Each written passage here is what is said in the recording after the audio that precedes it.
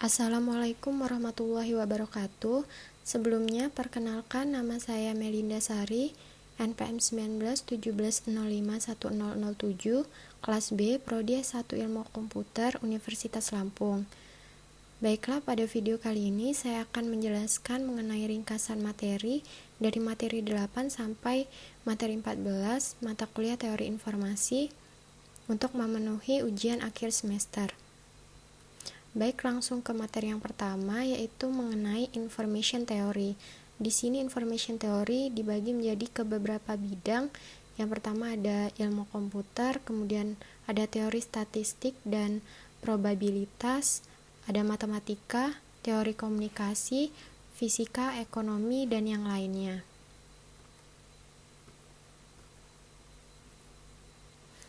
Nah, di sini ada beberapa contoh digital communication, ada televisi, kemudian di sini ada printer, ada kamera, ada internet, kemudian ada gadget atau telepon. Baik, di sini apa itu teori informasi?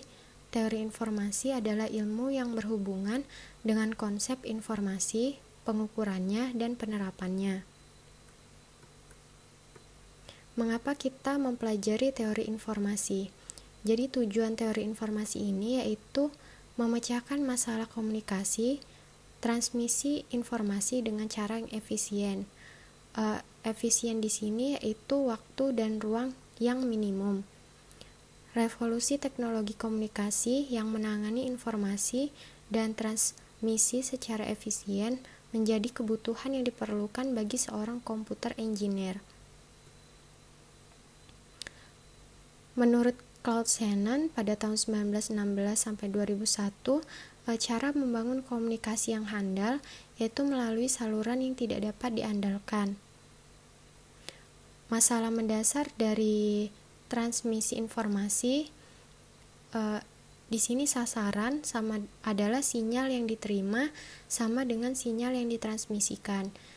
Untuk contoh saluran itu sendiri, yang pertama ada suara. Jadi ketika kita mendengar suara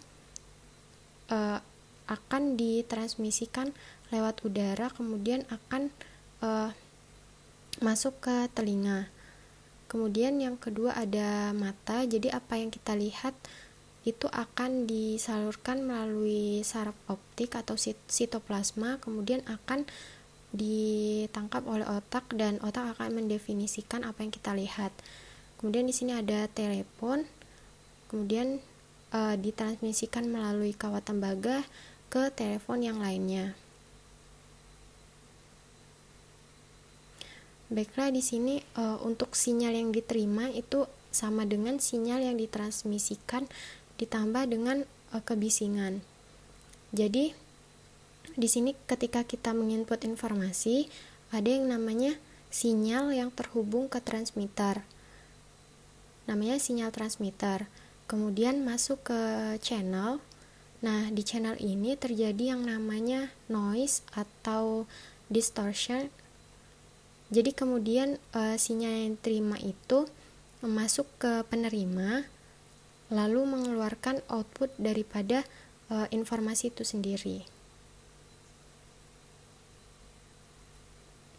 Di sini ada 3 jenis informasi. Yang pertama ada informasi sintaksis terkait dengan struktur pesan atau karakter yang membentuk informasi. Kemudian yang kedua ada informasi semantik, yaitu terkait dengan makna pesan. Kemudian yang ketiga di sini ada informasi pragmatis. Informasi pragmatis ini terkait dengan penggunaan dan efek pesan. Untuk contohnya sendiri, yang pertama di sini ada kalimat saya makan ayam goreng di McDonald. Yang kedua ada kalimat di McDonald saya makan ayam goreng. Jadi untuk kedua pernyataan tersebut secara sintaksis berbeda, tetapi secara semantik dan secara pragmatis itu sama. Untuk selanjutnya ada pernyataan terjadi banjir di Indonesia. Kemudian ada banjir terjadi di wilayah Jakarta di Indonesia. Nah, dari kedua pernyataan tersebut, baik secara sintaksis, semantik, dan secara pragmatis itu berbeda. Untuk sumber informasi itu sendiri, di sini ada contohnya. Yang pertama ada book atau teks, kemudian di sini ada photograph, di sini ada a man speaking atau sound, kemudian ada motion of film. Lanjut ke tujuan utama, bagaimana urutan simbol atau informasi sinyal dapat dikodekan secara efektif untuk transmisi atau dengan cara listrik. Jadi sumber informasi itu yang pertama tanpa memori. Jadi simbol yang dihasilkan dari pesan sumber itu bersifat independen. Kemudian yang kedua tidak bergerak. Jadi gagasan tentang sumber yang tidak dapat bergerak tidak menuntut perubahan terhadap waktu. Yang ketiga itu diskrit. Jadi sumber menghasilkan simbol independen dalam satuan waktu yang berbeda. Baiklah, untuk materi yang selanjutnya yaitu mengenai probability, entropy, and inference. Untuk yang probability, jadi probability atau probabilitas itu adalah peluang atau kemungkinan dari suatu kejadian terjadi atau tidak dan seberapa besar kemungkinan kejadian tersebut berpeluang untuk terjadi. Selain itu, probabilitas juga dapat diartikan sebagai suatu cara untuk menyatakan kepercayaan atau pengetahuan terhadap seberapa besar peluang terjadinya suatu kejadian yang akan atau telah terjadi. Untuk contoh probabilitas itu sendiri, di bawah ini sebuah surat yang dipilih secara acak dari dokumen bahasa Inggris. Jika diketahui V-nya itu alfabet, yaitu huruf A, I, U, E, O, maka tentukan probabilitas dari V. Jadi di sini kan diketahui P, A itu bisa dilihat pada gambar sebelumnya. Di sini PI itu A, EAI itu A, dan PI itu peluangnya. Jadi sini untuk PA itu 0,0575 seperti pada gambar sebelumnya. Kemudian PI-nya itu 0,0599, PU-nya itu 0,0334, PE itu 0,0913, dan PO 0,0689. Nah, maka P probabilitas dari V itu 0,0575 ditambah 0,0599 ditambah 0,0334 ditambah 0,0913 ditambah 0,0689. Jadi hasilnya dari PV itu atau probabilitas dari V itu 0,31. Untuk yang kedua yaitu entropi. Jadi entropi adalah parameter yang menyatakan kandungan informasi rata-rata dari setiap simbol. Nah, entropi dari simbol S yang mempunyai simbol-simbol SI dan probability PI. Untuk perhitungan nilai entropi itu sebagai berikut. Untuk keterangannya itu S itu merupakan himpunan kasus, A itu fitur, N itu jumlah partisi dari S, kemudian PI itu merupakan proporsi dari SI terhadap S. Untuk contoh entropi, di sini ada sebuah sumber informasi DMS memiliki simbol S, yaitu S1, S2, S3, S4. masing-masing probabilitasnya. P1 itu 1/2, P2 1/4, P3 sama dengan P4 itu 1/8. Tentukan entropi untuk masing-masing sumber informasinya. Untuk pembahasannya di sini entropi dari S itu 1/2 log basis 2 ditambah 1/4 log 4 ditambah 1/8 log 8 ditambah 1/8 log 8. Jadi di sini hasil dari entropi S itu 1,75 bits. Untuk selanjutnya yaitu inferensi.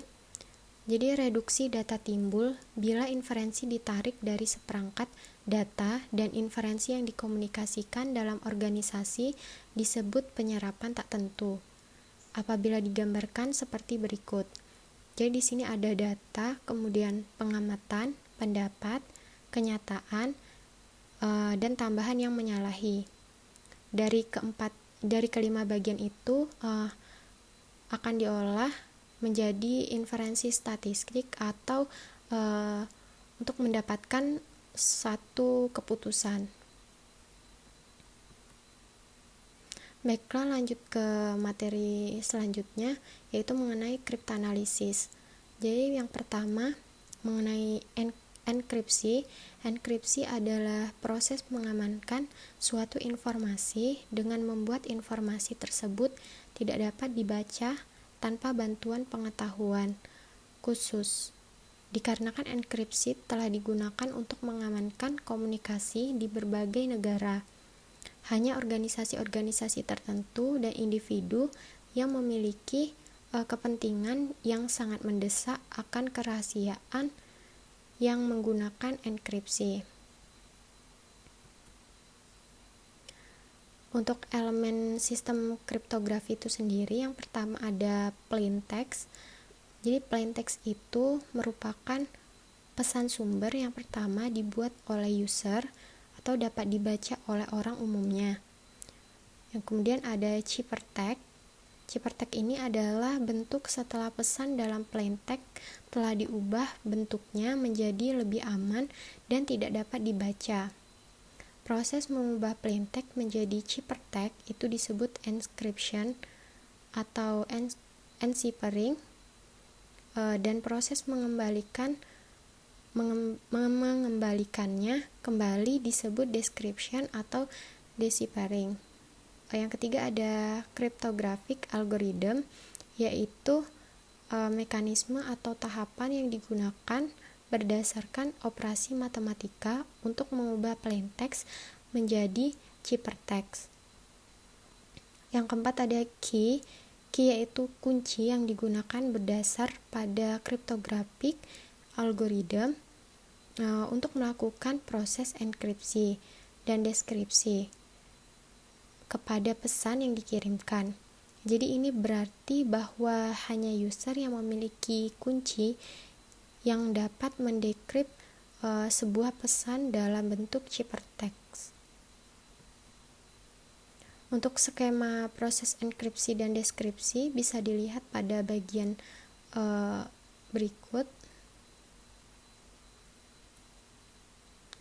Kemudian untuk algoritma kriptografi di sini dibagi menjadi dua. Yang pertama berdasarkan jenis kunci yang digunakan. Jadi algoritmanya ada algoritma simetris. Algoritma simetris atau symmetric algorithm adalah suatu algoritma di mana kunci enkripsi yang digunakan sama dengan kunci deskripsi, sehingga algoritma ini disebut juga sebagai single key algorithm. Untuk kelebihan dari algoritma simetris itu yang pertama, kecepatan operasi lebih tinggi bila dibandingkan dengan algoritma asimetrik. Yang kedua, karena kecepatan yang cukup tinggi, maka dapat digunakan pada sistem real time. Untuk kelemahan dari algoritma simetris, yang pertama, untuk tiap pengiriman pesan dengan pengguna yang berbeda dibutuhkan kunci yang berbeda juga. sehingga akan terjadi kesulitan dalam manajemen kunci tersebut. Yang kedua, permasalahan dalam pengiriman kunci itu sendiri yang disebut key distribution problem. Kemudian ada algoritma asimetris. Algoritma asimetris atau asymmetric algorithm adalah suatu algoritma di mana kunci enkripsi yang digunakan tidak sama dengan kunci dekripsi. Pada algoritma ini menggunakan dua kunci, yaitu kunci public atau public key dan kunci privat atau private key. Kunci public disebarkan secara umum, sedangkan kunci privat disimpan secara rahasia oleh si pengguna. Walau kunci publik telah diketahui, namun akan sangat sukar mengetahui kunci private yang digunakan. Untuk kelebihan dari algoritma asimetris, yang pertama, masalah keamanan pada distribusi kunci dapat lebih baik. Yang kedua, masalah manajemen kunci yang lebih baik karena jumlah kunci yang lebih sedikit. Kemudian, kelemahan algoritma asimetris itu yang pertama, kecepatan yang lebih rendah bila dibandingkan dengan algoritma simetris. Yang kedua, untuk tingkat keamanan sama, kunci yang digunakan lebih panjang dibandingkan dengan algoritma simetris.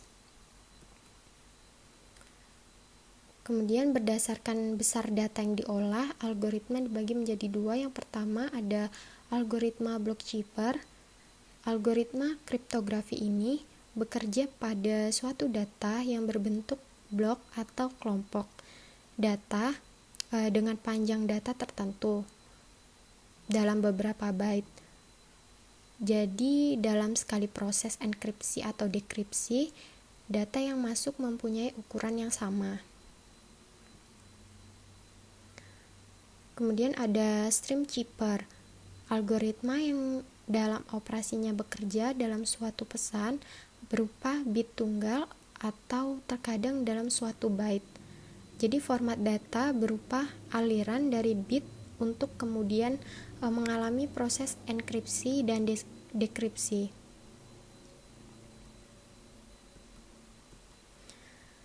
Di sini untuk proses menyandikan plain text itu menjadi ciphertext disebut enkripsi atau encryption atau enciphering. Kemudian proses mengembalikan dari ciphertext menjadi plain text-nya disebut dekripsi atau decryption atau deciphering. Jadi apa hubungan antara kriptanalisis dan kriptologi?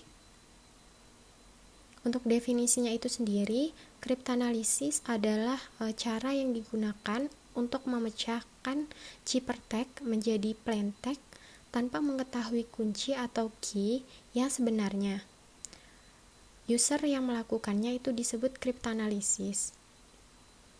Sedangkan kriptologi itu adalah studi yang dilakukan untuk mempelajari segala bentuk tentang kriptografi dan kriptanalisis. Jadi untuk persamaan kriptografi dan kriptanalisis itu yang pertama ada mengeksplorasi bagaimana proses menerjemahkan ciphertext menjadi plain text. Untuk perbedaan kriptografi dan kriptanalisis itu sendiri ada kriptografi bekerja secara legal berdasar proses legitimasi sebagaimana mestinya, yaitu pengirim atau penerima pesan. Untuk kriptanalisis itu bekerja secara ilegal karena dilakukan dengan cara menyadap untuk memungkinkan yang tidak berhak mengakses informasi.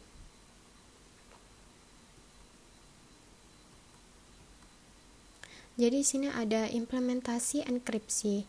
Yang pertama ada proses pengiriman data melalui kanal komunikasi atau kanal suara atau kanal data. Yang kedua ada mekanisme penyimpanan data ke dalam disk storage. Baiklah, di sini ada contoh-contoh cryptanalysis. Untuk contoh yang pertama yaitu tentang dokumen teks. Di sini ada contoh dari plain text-nya, plain.txt. Kemudian di bawahnya ada ciphertext, cipher.txt. Yang pertama ini jelas untuk dibaca, tetapi yang untuk ciphertext itu sulit untuk dibaca. Untuk contoh yang kedua yaitu tentang image. Di sini ada contoh plain text sabrina.jpg yang gambarnya itu jelas. Kemudian ada ciphertext sabrina1.jpg, itu gambarnya buram. Kemudian di sini ada contoh dokumen basis data. Yang pertama itu ada plain text siswa.dbf. Kemudian di bawahnya ada ciphertext siswa2.dbf.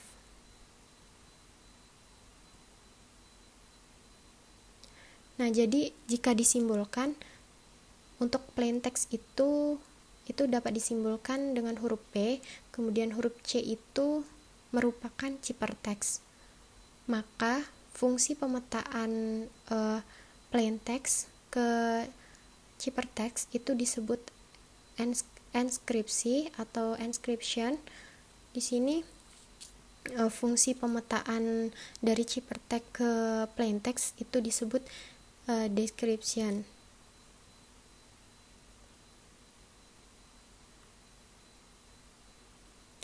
Dengan menggunakan key atau K, fungsi enkripsi dan dekripsi berubah menjadi E, K dalam kurung P sama dengan C itu untuk enkripsi, DK dalam kurung C sama dengan P itu untuk dekripsi. Dan ekivalen itu menjadi DK dalam kurung EK dalam kurung P itu sama dengan P. Untuk skema proses enkripsi dan dekripsi dengan K dapat dilihat pada gambar di bawah ini.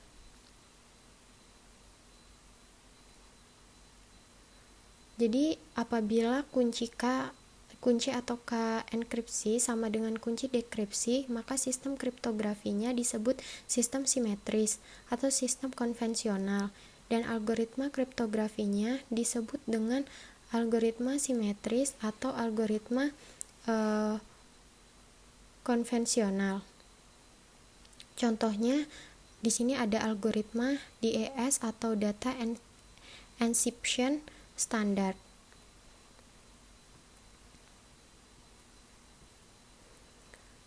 Untuk penggunaan simetris itu yang pertama ada cipher substitusi, ada mono alfabet, polyalfabet, mono graf atau unilateral, dan poligraf atau multilateral. Yang kedua ada cipher transposisi. Cipher substitusi yang pertama itu ada mono alfabet, jadi setiap karakter ciphertext menggantikan satu macam karakter plain text.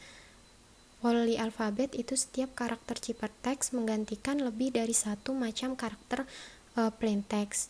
Monograf atau unilateral itu satu enkripsi dilakukan terhadap satu karakter plain text. Untuk poligraf atau multilateral yaitu satu enkripsi dilakukan terhadap lebih dari satu karakter plain text. Jadi di sini ada Caesar cipher itu dari cipher substitusi, jadi tiap huruf alfabet digeser 3 huruf ke kanan.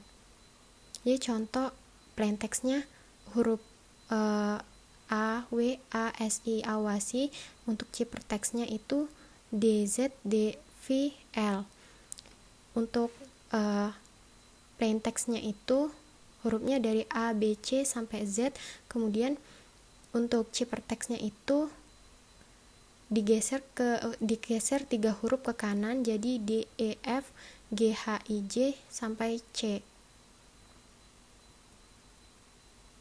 Dalam prakteknya, ciphertext dikelompokkan ke dalam kelompok N huruf. Misalnya, kelompok 4 huruf DZ, DV, LDVW, HULA, dan seterusnya, atau membuang semua spasi. Tujuannya agar kriptanalisis itu menjadi lebih sulit. Untuk cipher substitusi Wegener cipher itu termasuk ke dalam cipher abjad majemuk. Algoritma tersebut baru dikenal luas 200 tahun kemudian yang oleh penemunya cipher tersebut kemudian dinamakan Wegener cipher. Wegener cipher menggunakan bujur sangkar Wegener untuk melakukan enkripsi. Jadi setiap baris di dalam bujur sangkar menyatakan huruf-huruf ciphertext yang diperoleh dengan Caesar cipher. Nah, di sini contoh dari untuk bujur sangkar Wegener. Kunci plaintext dari bujur sangkar Wegener. Untuk contoh penerapan Wegener cipher itu, misalnya plaintext di sini ada this plaintext, kuncinya Sony tanpa spasi Sonis. Untuk ciphertextnya LV Vicky spasi HZNG FHRVL itu bisa dilihat pada kunci sebelumnya. Jika panjang kunci lebih pendek daripada panjang plaintext, maka kunci diulang secara periodik. Dalam hal ini, kunci Sony diulang sebanyak panjang plaintextnya. Yang kedua ada cipher transposisi. Ciphertext diperoleh dengan mengubah huruf di dalam plaintext. Dengan kata lain, algoritma ini melakukan transpose terhadap rangkaian huruf di dalam plaintext. Nama lain untuk metode ini adalah permutasi, karena transpose setiap karakter di dalam teks sama dengan permutasi karakter-karakter tersebut. Nah, untuk contohnya di sini teknik substitusi kode geser dengan modulus 26 memberikan angka ke setiap alfabet seperti di bawah ini. Di sini untuk teks aslinya we will meet at mile night. Untuk kalimat di atas mendapat angka dari setiap huruf sebagai berikut. Jadi untuk mendapatkan kode teks, kita mempunyai kunci 11. Dengan menambahkan setiap nilai dari teks asli menjadi kunci 11, maka didapat sebagai berikut.